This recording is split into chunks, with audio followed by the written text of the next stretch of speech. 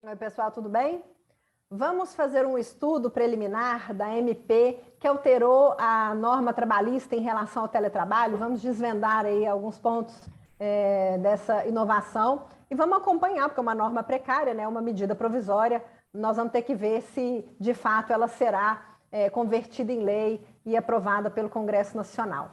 Bom, sem mais delongas, artigo 75A, o teletrabalho veio com a reforma trabalhista, né? O artigo 75A que fala que o teletrabalho será regulamentado por esses artigos, não foi alterado. Vamos direto para o 75B, que traz aí o início da nossa análise. Agora, a redação pela medida provisória 1108 diz o seguinte: considera-se teletrabalho ou trabalho remoto a prestação de serviços fora das dependências do empregador, de maneira preponderante ou não, com a utilização de tecnologias de informação e de comunicação que, por sua natureza, não se configure como trabalho externo. Então, primeira coisa, esse teletrabalhador que se utiliza desses meios telematizados, informatizados, ele não é um trabalhador externo, que é aquele vendedor que eu coloco para visitar a hora que ele quer, o dia que ele quer, eu não quero saber qual é o horário dele. Então, aqui, ele não é um simples trabalhador externo, ele trabalha com esses equipamentos.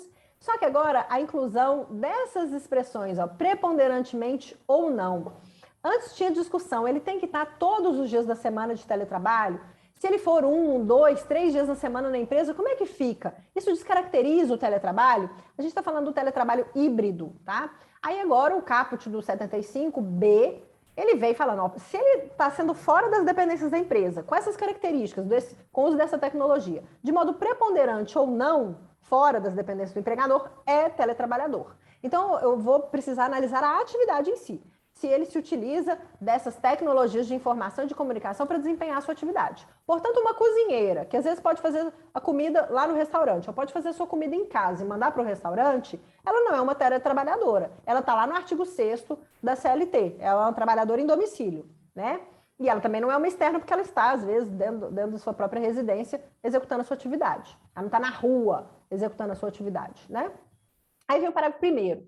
O comparecimento, ainda que de modo habitual, às dependências do empregador para a realização de atividades específicas que exijam a presença do empregado no estabelecimento, não descaracteriza o regime de teletrabalho ou trabalho remoto. Então, reforçando o cabeça do 75B, esse parágrafo 1º ele vem dizer, comparecimento na empresa, né, e de modo preponderante ou não, ele vai ficar fora ou vai ficar na empresa. Né? O comparecimento na empresa não vai descaracterizar. Isso aqui é para permitir realmente o teletrabalho híbrido. Alguns dias na empresa, outros dias em casa, ou no ambiente que o trabalhador preferir, lá na Starbucks, por exemplo, né? Muita gente gosta de trabalhar de cafeterias. Muito bem, ele está desenvolvendo seu trabalho ora fora, ora na empresa, não importa se preponderantemente fora, preponderantemente dentro, ele vai ser um teletrabalhador se ele tiver com essas características.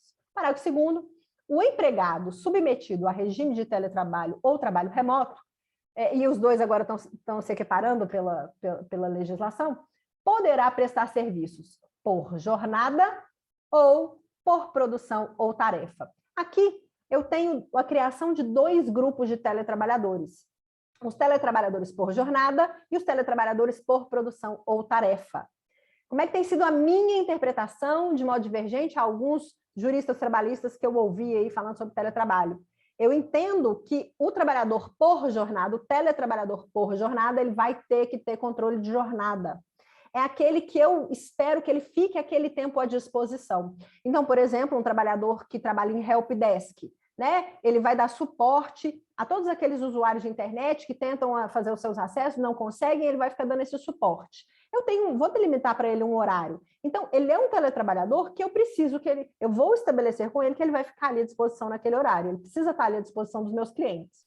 Já o trabalhador por produção ou tarefa, eu entendo que é aquele que eu não quero saber que horas que ele vai executar a atividade dele. Eu quero o resultado do trabalho.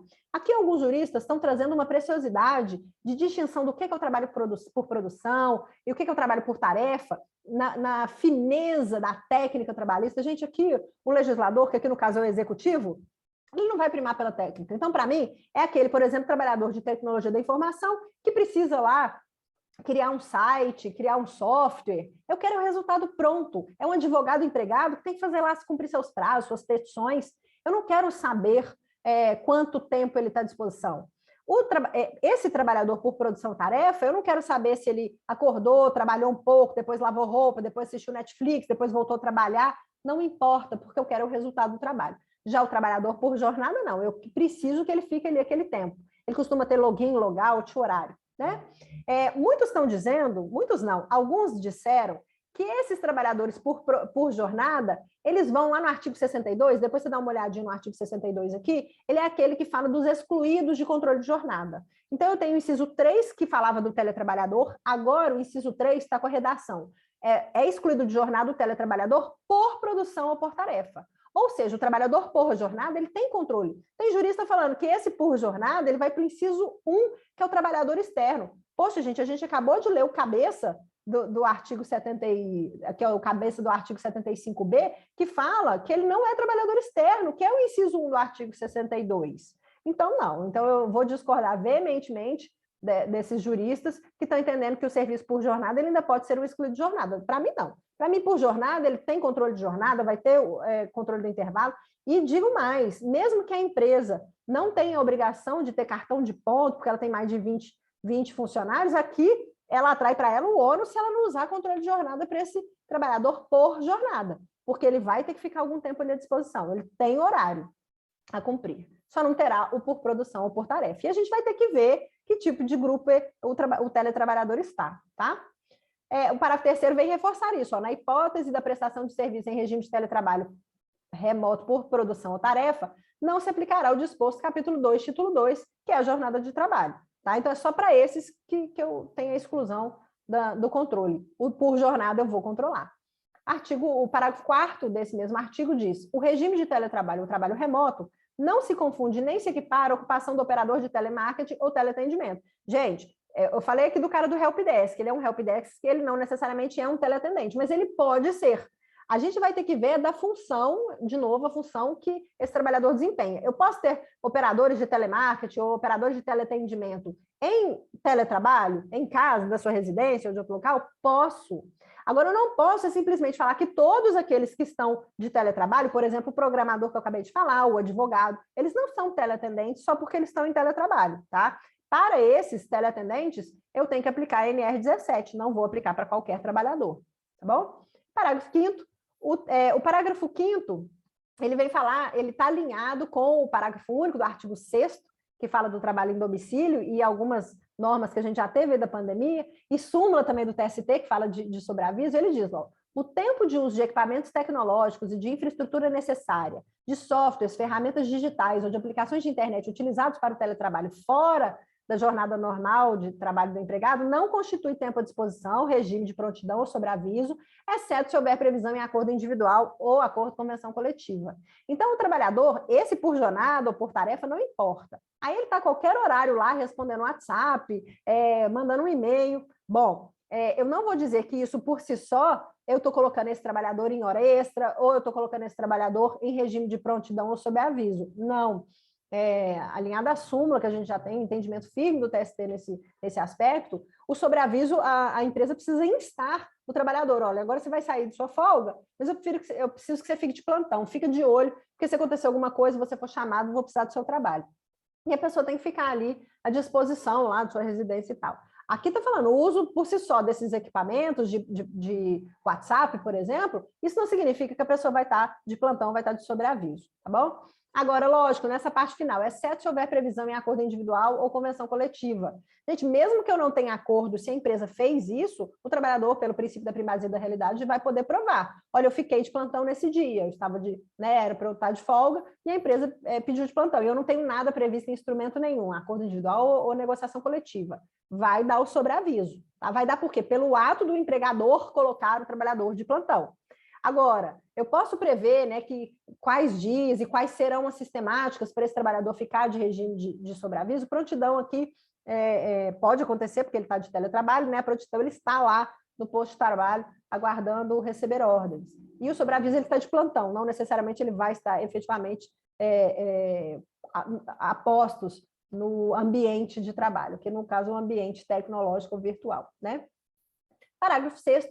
Fica permitida a adoção de regime de teletrabalho ou trabalho remoto para estagiários e aprendizes. É um conteúdo que a gente via nas normas da pandemia, mas agora ela é incorporada para a CLT, né, caso seja aprovada aí eventual projeto de lei de conversão da medida provisória. Lembrando que estagiários não são empregados, eu não dou direito trabalhista da CLT para estagiários, o estagiário tem uma lei própria, a lei do estágio, já os aprendizes são empregados, né? Esses têm carteira assinada, agora ambos vão poder estar de teletrabalho, é uma conquista, entre aspas, da pandemia, ou uma herança da pandemia, né? Parágrafo 7º, aos empregados em regime de teletrabalho, aplicam-se as disposições previstas na legislação local e nas convenções e acordos coletivos de trabalho relativas à base territorial do estabelecimento de lotação do empregado. Esse parágrafo é muito bem-vindo, porque havia uma celeuma. Eu estou em Uberlândia, Minas Gerais, eu empresa, né? A atividade econômica está aqui. E eu estou contratando gente do Brasil inteiro. Eu devo aplicar a convenção coletiva aqui ou convenção coletiva do meu segmento em cada local onde estão os meus empregados fisicamente? Então, agora, sanado esse problema, já era a interpretação que fazíamos, né, do enquadramento sindical, é onde a atividade empresarial está acontecendo, então a atividade está aqui, aquele teletrabalhador está lá do Nordeste, do Sul, está prestando serviços aqui para essa atividade produtiva, então aqui é o enquadramento sindical. O parágrafo 8º, ele vai além, né? Ele já fala do trabalhador que vai para fora do Brasil. Ao contrato de trabalho do empregado admitido no Brasil, que ele, empregado, optar pela realização de teletrabalho fora do território nacional, aplica-se a legislação brasileira, excetuadas as disposições constantes na Lei 7.064, de 82, salvo disposição em contrário estipulada entre as partes. O que esse parágrafo 8º está dizendo? Eu contratei, estou em Uberlândia, contratei para o cara trabalhar em Uberlândia ou trabalhar de onde ele trabalha aqui no Brasil, e ele resolveu ir para Portugal, porque prefere trabalhar de lá. Então, qual é a legislação? A mesma que se aplicava aqui do Brasil. Salvo, gente, aplicação, se for o caso, da Lei 7.064, que era uma lei que antigamente destinada à construção civil e depois foi ampliada. Ela diz do brasileiro que é contratado já para trabalhar fora. O contexto dela é diferente. O trabalhador é brasileiro, mas contratado para trabalhar fora, o que não é o caso do teletrabalho, o que não é o caso do parágrafo 8º. O parágrafo 8º fala da premissa. Ele é admitido no Brasil e ele opta pela realização do trabalho fora, né? A Lei 7.064 fala que eu vou aplicar o princípio da norma mais favorável, né? Vou aplicar a CLT, salvo norma mais benéfica. Agora, as partes, e aí eu entendo que a depender do contexto, se muito fragilizado o trabalhador, ele não for aquele hipersuficiente, eu entendo que é melhor negociação coletiva, tá? Ou que não fique um contrato, um acordo leonino para o trabalhador, senão eu acho que vai dar nulidade.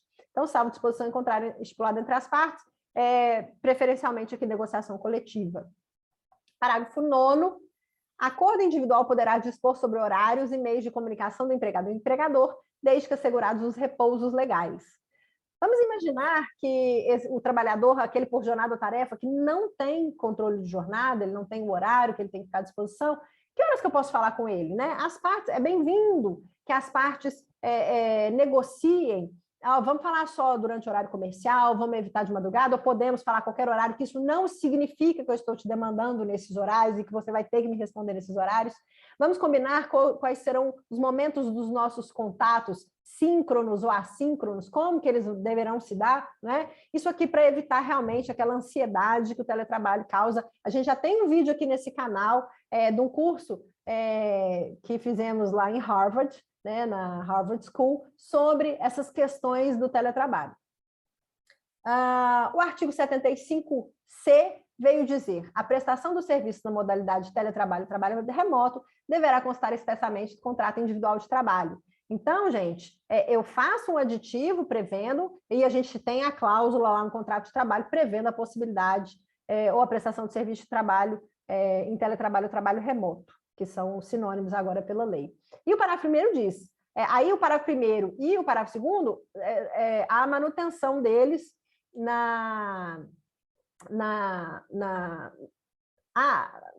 eu não tive alteração da medida provisória nesse parágrafo 1º e 2º, porque o artigo 75 dele fala que eu tinha que especificar as atividades. Agora, eu só consto que vai ter o teletrabalho, né? Então, eu posso ter alteração de regime presencial para teletrabalho e vice-versa, que está aqui para o 1º e 2º, com as suas peculiaridades.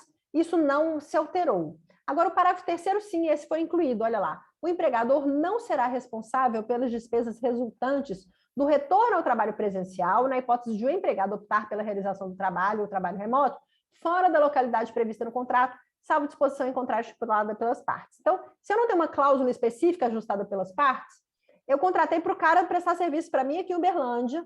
Ele está, por exemplo, morando aqui em Uberlândia. E aí ele resolve ir para o Mato Grosso do Sul. Ele, trabalhador, resolveu se deslocar.